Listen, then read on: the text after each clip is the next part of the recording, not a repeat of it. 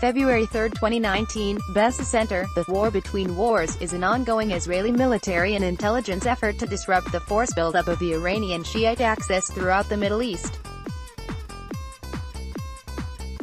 This campaign, which has evolved into an entire force activation doctrine, has seen the Israeli defense establishment employ an approach that differentiates between Syria and Lebanon.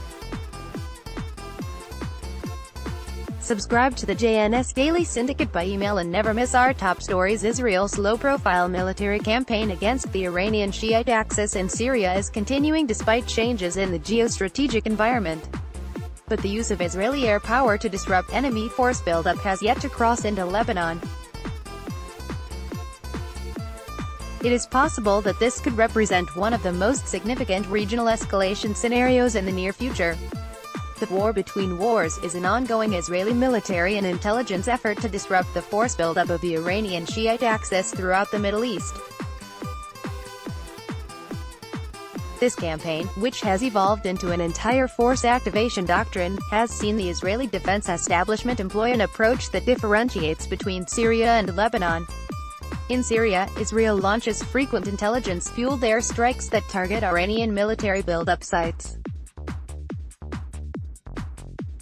The strikes also destroy Iranian weapon transfers that use Syria as a transit zone on their way to Hezbollah bases in Lebanon. The scope of Israel's preventative airstrike campaign in Syria is enormous, as recently outlined by former IDF Chief of Staff Lieutenant Gen. Gadi Eisenkot. Eisenkot told the New York Times that Israeli jets had fired 2,000 air-to-ground munitions at targets in Syria in 2018 alone. This has clearly disrupted Iran's plans to build a Shiite army in Syria under its command, made up of 100,000 militia members.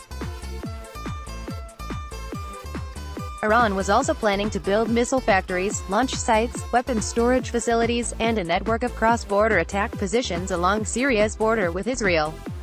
The January 12, 2019 Israeli airstrike on Damascus International Airport, apparently targeting a depot housing Iranian-made Farj 5 rockets and other projectiles, is the latest indication of Jerusalem's determination to enforce its red lines in Syria against the entrenchment of a radical Shiite axis.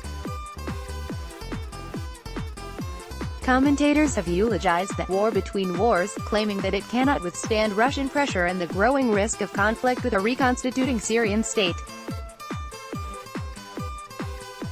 They are underestimating Israeli resoluteness. Israel's military high command and cabinet are both fully committed to the objective of denying Iran a military foothold in Syria. According to the logic of that objective, the long-term cost of allowing Iran the opportunity to build a second war front on Israel's border, alongside the Iranian attack base already in place in Lebanon, would be higher than any fallout from war between wars strikes. In Lebanon, however, Israel employs a very different approach.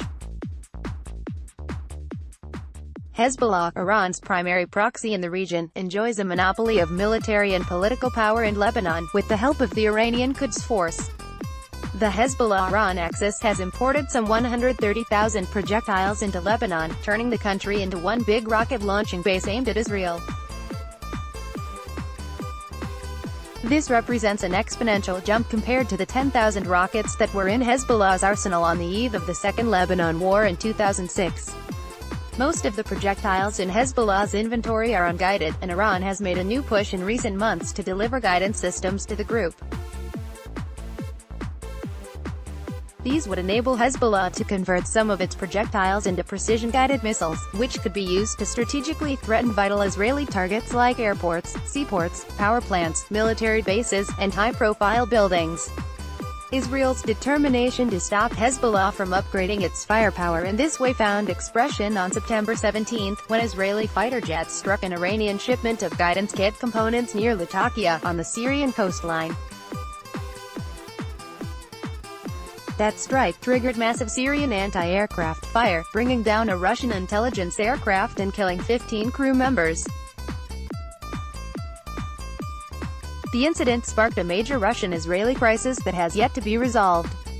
The Iranians then appeared to switch tactics, flying guidance components in cargo flights directly into Beirut's Rafik Hariri International Airport. At the end of September last year, PM Netanyahu and the IDF spokesman's unit exposed the existence of multiple underground sites for the conversion of unguided rockets into precision missiles. One of the sites was adjacent to the airport. Hezbollah senior members took a deliberate decision to shift the center of gravity of the precision missile project, which they have been working on for a while, to the civilian area in the heart of Beirut, the IDF stated on September 27. 3 months after these warnings, Netanyahu said at the end of December 2018 that Hezbollah had shut down these conversion centers, adding that the organization has, at most, a few dozen precision-guided missiles at this time. Netanyahu said that Israel's security forces have stopped Hezbollah from possessing thousands of such missiles. These developments illustrate the fact that unlike in Syria, Israel is deeply reluctant to employ air power in Lebanon to enforce its red lines, and prefers to rely on messaging and deterrence through speeches in the media as well as through potential alleged activities that are more discreet than air power. This is an indication that mutual deterrence between Israel and Hezbollah remains in effect. An unwritten agreement between Israel and Hezbollah began to crystallize in 2014, after Israel allegedly struck a Hezbollah weapons convoy on the Syrian-Lebanese border and Hezbollah set off border bombs that targeted an IDF convoy traveling in Hardov, causing damage but no injuries. Following the incident, Nasrallah said in an interview that Israeli attacks in or near Lebanon would draw rapid retaliation, hinting that this was not the case regarding strikes in Syria. This quiet understanding would become irrelevant if Lebanon becomes the site of precision missile conversion operations. Israel's multiple warnings to Nasrallah and his Iranian backers have delivered that message. Hezbollah, for its part, felt the need to replenish its own deterrence against Israel by releasing a video at the start of December with Google Earth satellite images and coordinates of sensitive targets across Israel, threatening strikes against them. The video included a snippet from a speech by Nasrallah in which he warned that his organization will respond if Israel hits targets in Lebanon.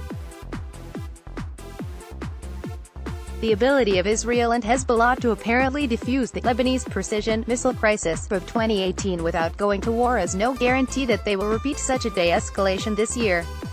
It seems safe to assume that the newly appointed IDF Chief of Staff, Lieutenant Gen. Aviv Kachavi, who has monitored Hezbollah's force buildup both as Northern Command Chief and as Military Intelligence Commander, will remain busy with this issue during his term. For now, Israel has been able to enforce its red lines on precision missile production in Lebanon through the use of deterrence and messaging. It remains unclear whether those same tactics will be effective the next time the Iranian Axis tries to set up precision missile factories on Lebanese soil.